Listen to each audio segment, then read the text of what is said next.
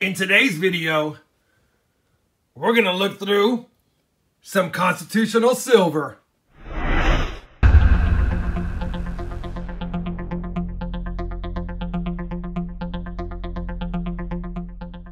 Hey everybody, it's Rob of the RobFindsTreasure, and I purchased a bunch of constitutional silver to give away on my live stream and to check against my collection to see if there's anything I need.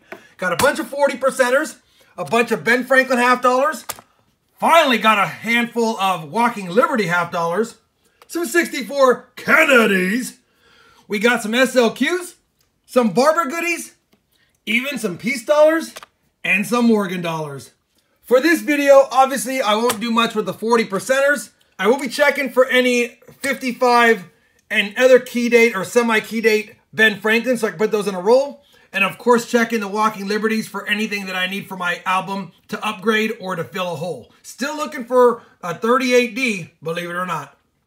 For the Kennedys 64s, probably just divide them up into really nice ones and not so nice ones. And then maybe check for some of the doubling as well as the accented hair. On the SLQs, we're just going to look at them against my album, put them in dateless ones versus ones with a date, things like that. I'll be checking the slick but still cool Barbers, and I did notice we had a seated. It is as slick as they get, but it's an 1877, and I'll take it. And then for the peace dollars and the Morgans, we check them against my albums, and then the rest will be used during the stream. So with that said, let me first get my half dollars all situated, and I'll bring it back in. So I've got the Ben Franklins tubed up. The only significant finds was a 48, a 49, which is a semi-key, and a 52S. Not the greatest shape, but it is a tougher to find one as well. So 3 keepers out of the bunch, which obviously I'll still give away during the stream. I already have these, but that was the 3 best finds for the Ben Franklin half dollars. Now let's move on to the Walking Liberties. So for the Walking Liberties, I have them all put into tubes already, but I did pull out a couple of good finds. A couple of 1920S's. They're slick, but they're better dates.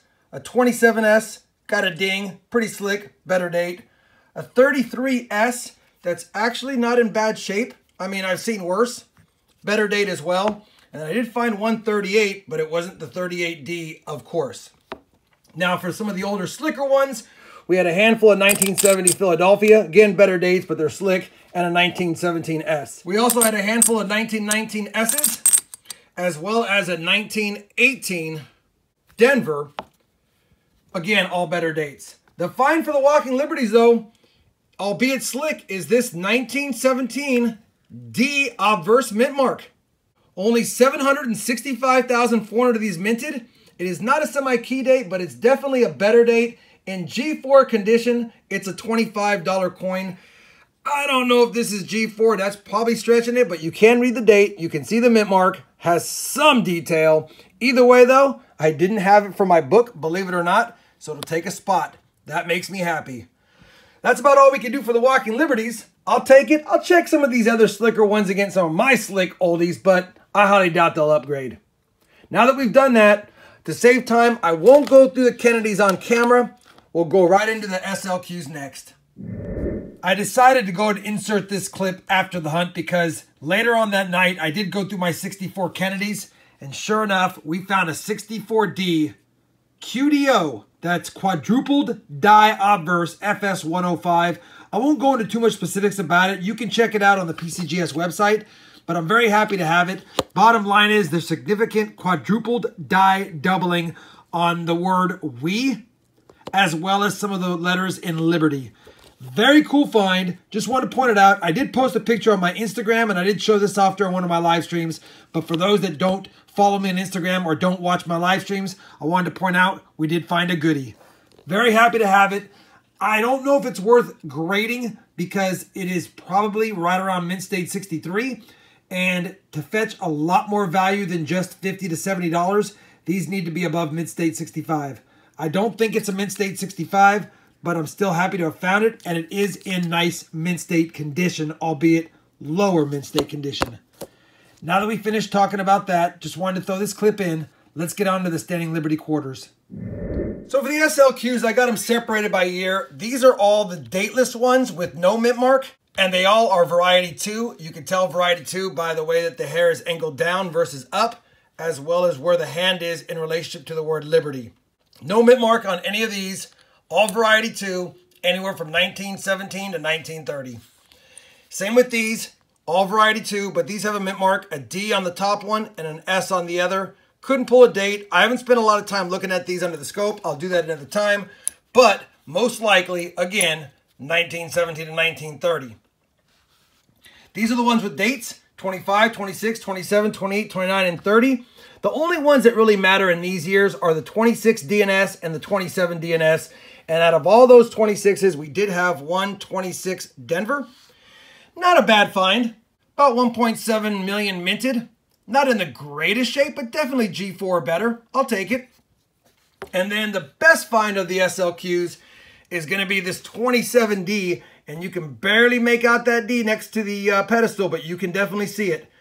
1927D has under a million minted, only 976,000. In G4, it's about a $15 coin. This is probably G4, so it's probably a $15 coin, and I'll take it for what I paid for it. Not the best finds in the SLQs, but that's what you got to do. Just keep buying a bunch of constitutional silver and hope you get lucky. Speaking of that, we have a couple things more to look at. We have some Barbers over here, and then we also have some Morgan and Peace dollars. Let's get back to the hunt. For all the Liberty Head stuff, whether it's the quarters or the dimes, nothing I could use for my collection. No key dates or semi-key dates or even more valuable ones, and they're all pretty slick. I guess the find of these types of coins would be this seated Liberty 1877, albeit very slick. We don't know if it's a Philadelphia or Carson City, but judging by the back, it's probably a Philadelphia. Just wanted to show you that.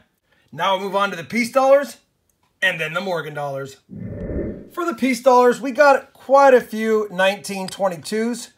We got 3 22Ps and we got 3 22Ds. Not in terrible shape. We got 4 1923 out of Philadelphia's. Some of them are in better shape than the others. I'll take them all day though. Love the Peace dollars. And then we also got 1 1925 Philadelphia. Really nice condition. And we also got a 1926 minted in Philadelphia. And then the star of the show, I guess, we did get a 1935 Philadelphia minted Peace dollar in relatively decent shape. Definitely a $40 to $50 Peace dollar in my opinion. And I'll add it to the collection. Now we finished the Peace dollars, move on to the Morgans. So for the Morgans, we got a pretty good assortment here. A couple of 1878s, 79, a couple of 80s, 81, a few 82s, and 85, a couple of 1890s, 1896, 97, 99, 01, 02 in really good shape, and some nice 21s. One's a Denver at the bottom.